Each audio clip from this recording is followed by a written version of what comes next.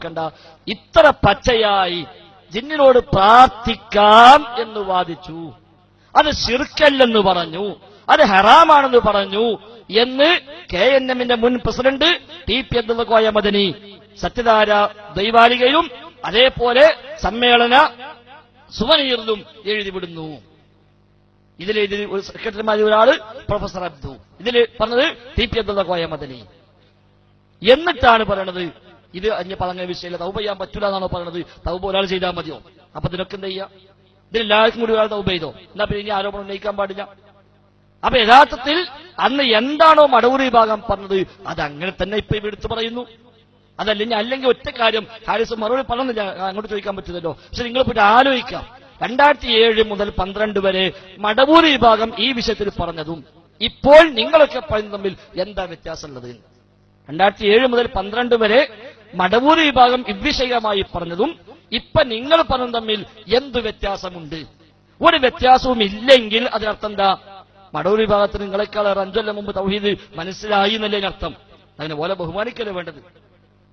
5 കൊല്ലം മുമ്പേ അവർക്ക് തൗഹീദ് മനസ്സിലായി, TP വന്നല്ലോ എനിക്ക് അന്നേ അഭിപ്രായമുണ്ട് ശിർക്കാണെന്നുള്ളത്, അഥവാ മടവൂർ വിഭാഗത്തിന് ആശയം ശരിയാണെന്ന് എനിക്കന്നേ അഭിപ്രായമുണ്ട്, ബാക്കിയുള്ളവർക്ക് മനസ്സിലാകാൻ സമയം പിടിച്ചു എന്നല്ലേ അതിനർത്ഥം. അപ്പൊ യഥാർത്ഥത്തിൽ ഇത് സഹോദരങ്ങൾ എന്ത് ജിന്നും സിഹറൊന്നല്ല വിഷയം. ഇവിടെ ജിന്നിനെ വിളിച്ച് തേടാൻ പോയതല്ല പ്രശ്നം. അങ്ങനത്തെ വിഷയം ഉദിക്കുന്നില്ല. നേരെ മറിച്ച് ചില ആളുകൾക്ക് മറ്റു ചില താല്പര്യങ്ങൾ സംഘടനയിൽ നേടേണ്ട ആവശ്യമുണ്ടായിരുന്നു.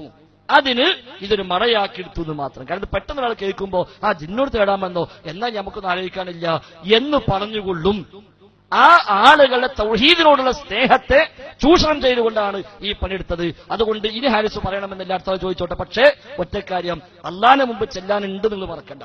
അവിടെ ജബ്ബാർ മൗലിയും വരും, നിങ്ങളും വരും, ഞങ്ങളും വരും, ഈ TPയും വരും, ഈ സുവനീർ എഴുതിയവനും വരും, എല്ലാവരും വരും. അവിടെ കൈകെട്ടി നിന്ന് മറുപടി പറയേണ്ടി വരും, ഒരു സംശയമില്ല.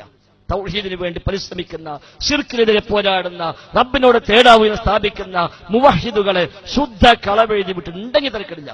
സുന്നാൾ ശിർക്കി നമ്മൾ പറയുമ്പോൾ നേരിട്ട് കാണിച്ചു കൊടുക്കും. മൊയ്തീൻ ശൈഖെ സഹായിക്കണേ തേടുന്നത് മാലയിൽ, മൗലിദിൽ, റാത്തീബിൽ, കുതുബിയത്തിൽ, ഹദ്ദാദിൽ, അതേപോലെ ദർഗകളിൽ, ജാറങ്ങളിൽ എല്ലാം അവിടെ പോയി തേടുന്നത് നേർക്കുനേരാണ് കാണിച്ചു കൊടുക്കും.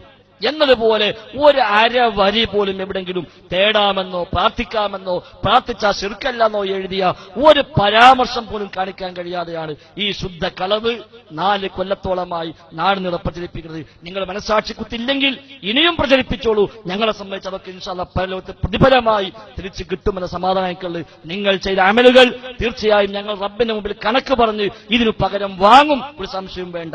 അങ്ങനെ അമലില്ലെങ്കിൽ ഒരു പക്ഷേ ഞങ്ങളെ ഭാഗത്ത് ഒരു അബദ്ധമുണ്ടെങ്കിൽ അത് അങ്ങോട്ടും ചാർത്തിക്കൊടുക്കുന്ന സാഹചര്യം ഉണ്ടാകുന്നു. നബി തങ്ങൾ പഠിപ്പിച്ച ഹദീസ് നമ്മൾ ഓർക്കണമെന്ന് മാത്രം എന്നെയും നിങ്ങളെയും ഓർമ്മപ്പെടുത്തി ഉപദേശിക്കുന്നില്ല. പക്ഷെ വേണമെങ്കിൽ താല്പര്യമുണ്ടെങ്കിൽ, പരലോകമെന്ന വിശ്വാസം ഉണ്ടെങ്കിൽ, മനസ്സാക്ഷി എന്ന ഒന്നുണ്ടെങ്കിൽ ഹാരിസ് ഇന്ന് രാത്രി പോയിട്ടൊന്ന് പറ്റുമെങ്കിൽ ഒന്ന് ആലോചിച്ച് നോക്കുക. ഇത്ര ഗൗരവമുള്ള വിഷയം എന്തിനാണ് ഈ കളവ് നിങ്ങൾ പ്രചരിപ്പിക്കുന്നത് എന്ന് ഇനിയെങ്കിലും ആലോചിച്ചാൽ നിങ്ങൾക്ക് നന്നു. ഇല്ലേ നമുക്ക് മഹ്ശറിൽ വെച്ച് തീർക്കാം എന്നുകൂടി സൂചിപ്പിക്കും.